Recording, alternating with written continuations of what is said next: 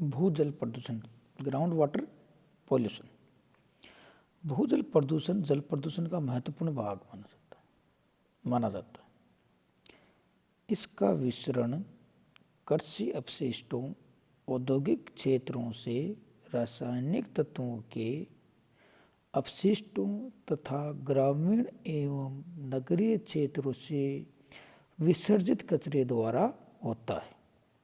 ये विसर्जन भूसतह से जल के साथ निस्यंदित होकर भूजल में मिल जाते हैं।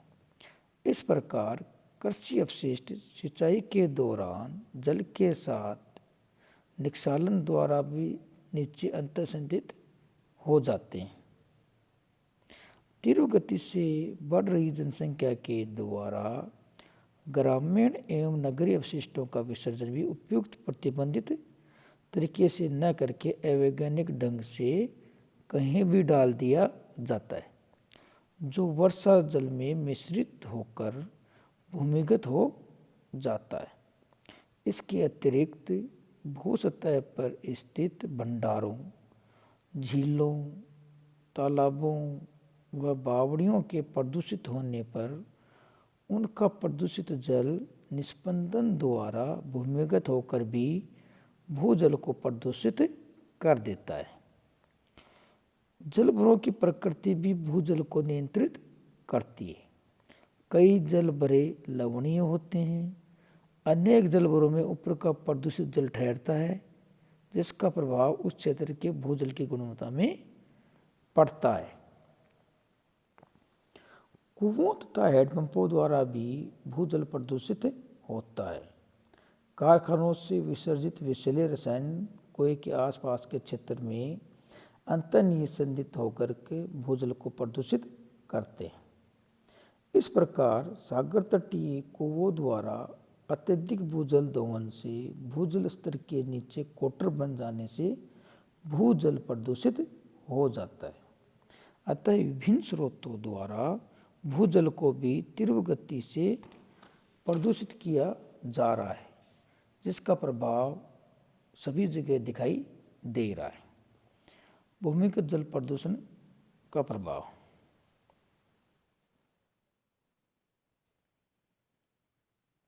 Effects of ground water pollution. पेयजल में नाइट्रेट की अधिक मात्रा से यह नवजात शिशुओं के हीमोग्लोबिन के साथ मिलकर मिथोमोग्लोबिन बनाता है, जो ऑक्सीजन परिवहन में बाधा उत्पन्न करता है। इससे नवजात शिशुओं की मृत्यु हो जाती है। इस रोग को मिथोमोग्लोबिनिया या ब्लू बेबी सिंड्रोम कहा जाता है। यह प्रश्न कई बार आता है कि ब्लू बेबी सिंड्रोम का कारण क्या है। तो ब्लू बेबी सिंड्रोम का कारण है जल में घुले हुआ अतिरिक्त नाइट्रेट। इससे पहले हमने मिनी माता रोग के बारे में बात की थी। अब हम कर रहे हैं ब्लू बेबी सिंड्रोम के कारण। पेयजल में फ्लोराइड की अधिकता से फ्लोरोसिस नामक रोग हो जाता है।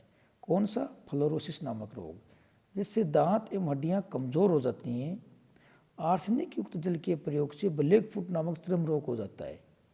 इसके अलावा आर्सेनिक से डायरिया, हाइपरकेरेटोसिस, पेरिफेरल न्यूरिटिस तथा फेफड़े एवं त्वचा का कैंसर हो जाता है। तो दो महत्वपूर्ण जो रोग हमने पढ़े हैं जल से संबंधित, एक मिनी माता रोग जो पारे से होता है, और ब्लू बेबी सिंड्रोम जो नाइट्रेट की अधिक मात्रा से होता है।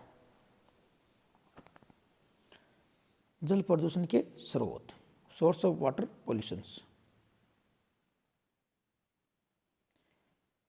जल प्रदूषण के स्रोत दो प्रकार से जल प्रदूषित हो सकता है, प्राकृतिक स्रोत और मानवीय स्रोत। प्राकृतिक स्रोतों में भूक्षरण, हुमस पदार्थ, पौधों की पत्तियां, गैसें, खनिज पदार्थ, ज्वालामुखी राख आदि होते हैं। मानवीय स्रोत के अंदर वाहित मल, रेडियोधर्मी अपशिष्ट, तेलीय प्रदूषित औद्योगिक बहिस्राव। इसके अतिरिक्त तापीय प्रदूषण, घरेलू बहिस्राव, कृषि बहिस्राव, सामाजिक स्रोत। तो ये हैं आपके मानवीय स्रोत। तो प्रकृति में स्वतंत्र रूप से पाए जाने वाले अमूल्य तत्व जल की अपनी गुणवत्ता होती है। अनेक अवांछित तत्व इस गुणवत्ता में ह्रास करते हैं जिन्हें जल प्रदूषक कहा जाता है। प्रदूषक पदार्थों की इन प्रकृति के अनुसार भौतिक, रासायनिक, शारीरिक, क्रियात्मक तथा जैव आदि श्रेणी में वर्गीकृत किया जाता है। इस प्रकार जल की गुणवत्ता को कम करने वाले कारकों को मुख्य रूप से दो भागों में विभाजित किया गया है जिन्हें सामूहिक योग द्वारा जल प्रदूषित होता है। इनकी उपलब्धता व मात्रा के आधार पर कहीं एक कारक प्रभावकारी होता है जबकि दूसरी जगह एक से अधिक कारक सक्रिय हो सकते हैं। जल प्रदूषण मुख्य रूप से मानवीय गतिविधियों के परिणाम स्वरूप होता है। कुछ मात्रा में प्राकृतिक कारकों के द्वारा भी जल प्रदूषित हो सकता है। जल प्रदूषण के प्राकृतिक स्रोत। जल को प्राकृतिक रूप से प्रदूषित करने में प्रकृति भी महत्वपूर्ण स्रोत है। जल को प्राकृतिक रूप से प्रदूषित करने में भूक्षरण, खनिज पदार्थ, गैसें, मृदा, जीवांश पदार्थ, जीव जंतुओं का मलमूत्र, पौधों की पत्तियां आदि तत्व महत्वपूर्ण भूमिका निभाते हैं। इन तत्वों से जल मंद गति से प्रदूषित होता है। कभी कभी वर्षा की कमी के कारण भी जल स्रोत प्रभावित होते हैं। भू सतह पर गतिशील जल तालाबों, नदी, झरनों के रूप में प्रभावित होता है। जल जिन स्थानों पर संग्रहित होता है या ठहरता है वहाँ भूमि में स्थित खनिज पदार्थ इस जल में मिल जाते हैं एवं 7 अन्य धातुएं भी मिल जाती हैं। जब इनकी मात्रा अधिक हो जाती है तो दुष्प्रभाव डालने लगती हैं। इन्हें विषाक्त तत्व कहते हैं जिनमें सीसा, पारा, कैडमियम तथा आर्सेनिक प्रमुख हैं। इन तत्वों के अनुवाद के अनुसार इनकी मात्रा अधिक होने पर यह जल प्रदूषित हो जाता है और जल पीने के लिए हानिकारक हो जाता है। मृदा अपरदन, भूस्खलन तथा ज्वालामुखी उद्गार के कारण शुद्ध जल स्रोतों में अवसाद जमा होने के कारण जल में गंधलापन आ जाता है। वह मलबे के कारण झीलों आदि में बढ़ने में पानी बहाव क्षमता भी कम हो जाती है। नैनीताल की नैनी झील की गहराई कम होने से प्रतिवर्ष लाखों मछलियां व्यर्थ में मर जाती हैं। पौधों एवं जंतुओं के विघटन एवं वियोजन के कारण भी प्राकृतिक रूप से जल प्रदूषण की क्रिया होती है। जीव जंतुओं के मलमूत्र भी जल को प्रदूषित कर रहे हैं। जल में उत्पन्न होने वाली वनस्पतियों की मात्रा भी अधिक होने पर जलीय पारिस्थितिकी को प्रभावित करती हैं।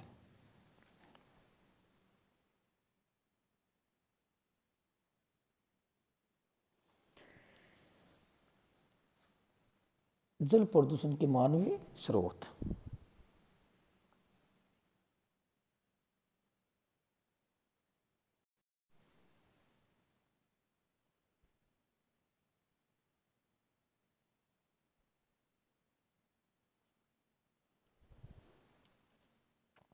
जल प्रदूषण के मानवीय स्रोत।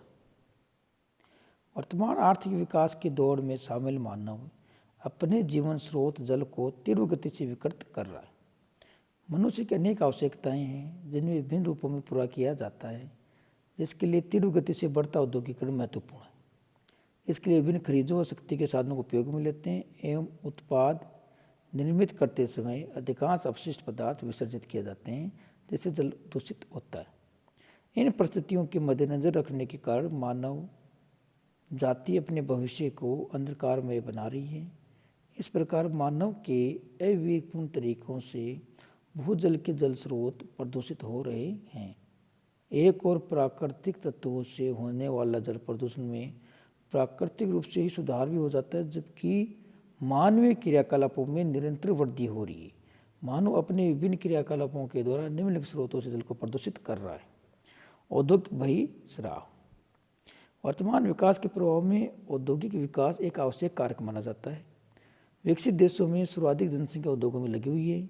जिन देशों में औद्योगिक विकास कम हुआ है वे देश विकासशील श्रेणी में आते हैं।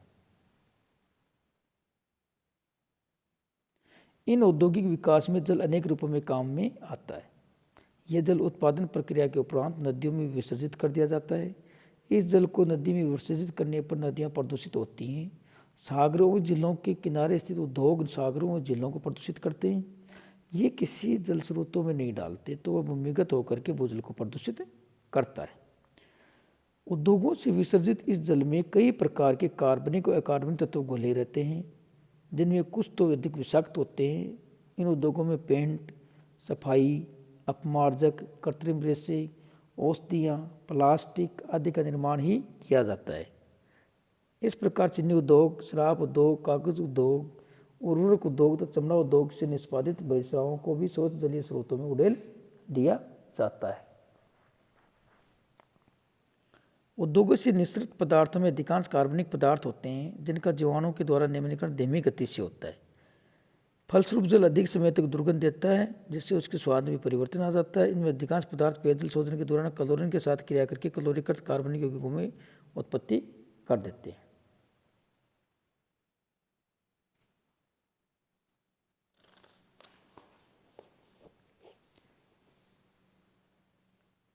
देश में शायद ही कोई तालाब व झील बची है जो अपने 50 वर्ष पूर्व के स्वरूप में विद्यमान हो। सभी की अपवाह क्षेत्र सिकुड़कर जल धारण क्षमता भी घट गई है। ये तालाब पेयजल, सिंचाई, मत्स्य पालन के मुख्य केंद्र है, किंतु औद्योगिक अपशिष्टों के निष्पादन से सभी प्रदूषित हो चुके हैं। चिल्का डल झील इसका प्रत्यक्ष उदाहरण है। भूमिगत जल भी औद्योगिक परिसरों से प्रदूषित हुआ है। राजस्थान में पाली व सांगानेर के रंगाई उद्योगों से स्रावित विसला जल निस्पंदन द्वारा भूमिगत होकर के भूजल की गुणवत्ता को नष्ट कर रहा है। महासागरों के तट पर स्थित औद्योगिक शहरों द्वारा सागरीय जल प्रदूषित हो रहा है। इस प्रकार औद्योगिक अपशिष्टों व निःसृत जल को विभिन्न जल स्रोतों में निष्पादित करना जल प्रदूषण का प्रमुख कारण है, जो मानव के अविवेकपूर्ण एवं आर्थिक लाभ के लिए उत्पन्न हुआ है एवं मानव इसका निवारण कर सकेगा। घरेलू बहिर्स्राव जल स्नान करने के लिए, सफाई करने के लिए, भोजन पकाने में, वातानुकूलित यत्नों के काम में लिया जाता है। इन क्रियाओं में उपयोग के उपरांत अपशिष्ट जल को घरेलू बहिर्स्राव के रूप में स्थानीय क्षेत्र से प्रवाहित कर दिया जाता है एवं इस जल में कपड़े धोने से मिले अपमार्जक, सड़ी गली सब्जियां, फल, चूल्हे की राख, घर का कूड़ा करकट, कपड़ों के अंश आदि मिश्रित होते हैं। ये मलिन जल खुली नालियों से होकर के समीपी जल स्रोतों में मिश्रित होकर के प्रदूषण फैलाता है।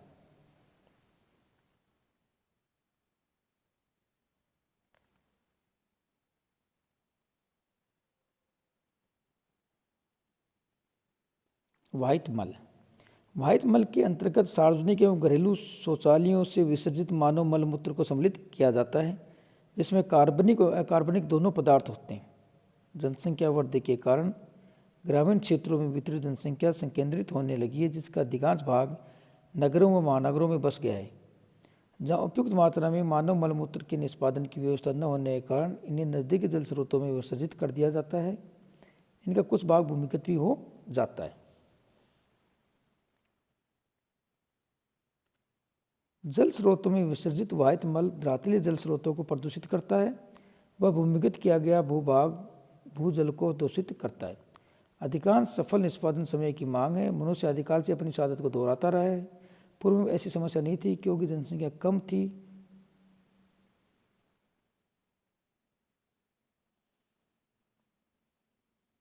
वाहित मल के अतिरिक्त मृतकों व मृत पशुओं को भी जल स्रोतों में डाल दिया जाता है, जिसका कारण ये वर्तमान विश्व की प्रमुख समस्या बन गई है, जिसको मद्देनजर रखकर के विकसित देशों में वाहित मल से खाद्य व ऊर्जा का उत्पादन किया जा रहा है, जबकि विकासशील देशों में एक समस्या के रूप में उभर रहा है।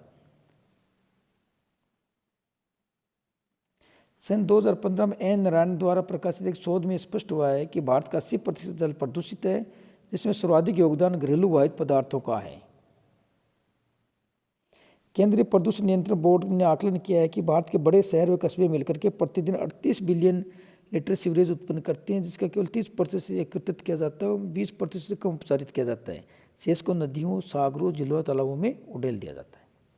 कृषि बहिर्स्राव कृषि में प्रयुक्त कीटनाशकों के पानी के साथ बह करके प्रदूषित करने की प्रक्रिया सम्मिलित है। दोषपूर्ण कृषि पद्धतियों के कारण मृदा अपरदन को भी इससे बल मिलता है। वर्तमान समय में अधिक कृषि उत्पादन के लिए उर्वरकों, कीटनाशक दवाइयों और जीवनाशक रसायनों का प्रयोग किया जाता है। हानिकारक जीवों के विनाश हेतु अनेक रसायनों का प्रयोग सदियों से होता है। गंधक, तांबा तथा चूना का प्रयोग करके फसलों में बीमारी व कीटों पर नियंत्रण हेतु वर्षों से प्रचलित है। जीवनाशी रासायनिक पदार्थ में इन 5 प्रकार के रसायनों को सम्मिलित करते हैं: फफूंदीनाशक, खरपतवारनाशक, सूक्ष्म कीटनाशक, कृमिनाशक और तीक्ष्ण दंतनाशक।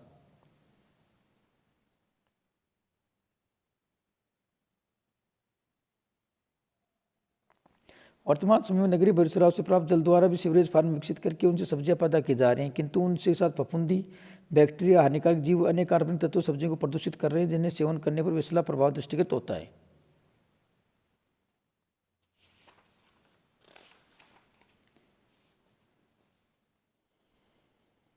तैलीय प्रदूषण।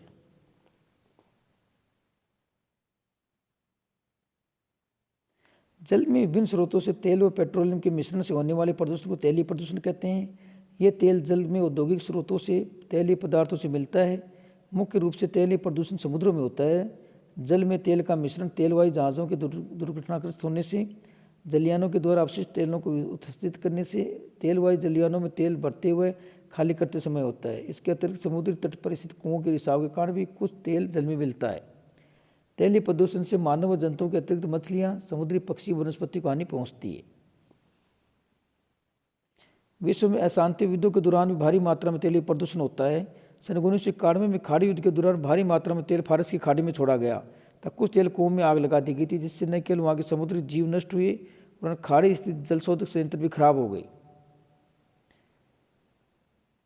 युद्धों के दौरान तेल शोधन, तेलवाही जलयानों के दुर्घटनाग्रस्त होने से अतिरिक्त तेल परिवहन के समय भी रिसाव होता है।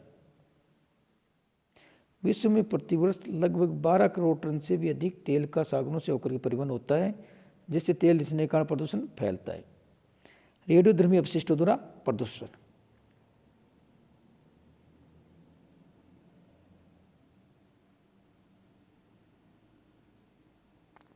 विश्व में परमाणु शक्ति का विकास अस्त्रों तथा ऊर्जा की तीव्र गति से किया जा रहा है। कुछ धातुओं जैसे यूरेनियम, थ्योरियम इस प्रकार के जिनसे परमाणु के नाभिक की बहुत शक्ति छिपी रहती है, जिसे आणविक ऊर्जा कहते हैं। ये ऊर्जा निर्मित करते समय अनेक प्रकार के रेडियोएक्टिव अपशिष्ट पदार्थ उत्पन्न होते हैं, जिनको समुचित निस्तारण न होने के कारण इनमें से अधिकांश को जलीय स्रोतों में डाल दिया जाता है, जिससे जल प्रदूषण को बढ़ावा मिलता है। इनका कुछ भाग भूमिगत किया जाता है, किंतु उसका प्रभाव कम नहीं होता है। कभी कभी परमाणु तत्वों से भरे जहाज समुद्र में दुर्घटनाग्रस्त हो जाते हैं या फिर डूब जाते हैं, जिससे जल प्रदूषित होता है। जब परमाणु बम का विस्फोट किया जाता है तो असंख्य रेडियोधर्मी दूर दूर तक विस्तृत होते हैं। इनका विखंडन धीमी गति से होता है। इसमें रेडियोधर्मी कण जल स्रोतों से मिल जाते हैं। वर्तमान समय में सामरिक प्रतिस्पर्धा के दौरान अधिकांश विकसित देश अपने आप को परमाणु शक्ति संपन्न राष्ट्र बनाने में जुटे हुए हैं, जिससे कभी फ्रांस अटलांटिक महासागर में परीक्षण करता है तो कभी चीन प्रशांत महासागर में करता है, जिनका अनुसरण अन्य देश भी कर रहे हैं। तापीय प्रदूषण, थर्मल पोल्यूशन। जल का तापमान बाहरी तत्वों के समावेश से इतना बढ़ जाता है कि वह जल जीवन के लिए हानिकारक बन जाए तो इसे तापीय प्रदूषण कहते हैं। उद्योगों से निस्सर्ग जल को जल स्रोतों में डालने, विभिन्न रिएक्टरों के तापमान निवारण के लिए जल स्रोतों को उपयोग में लिया जाता है, जिससे उनका जल गर्म हो जाता है। ऐसे जल को सीधा जल स्रोतों में छोड़ते हैं। कहीं नदियों व झीलों के किनारे स्थित उद्योगों द्वारा उच्च तापमान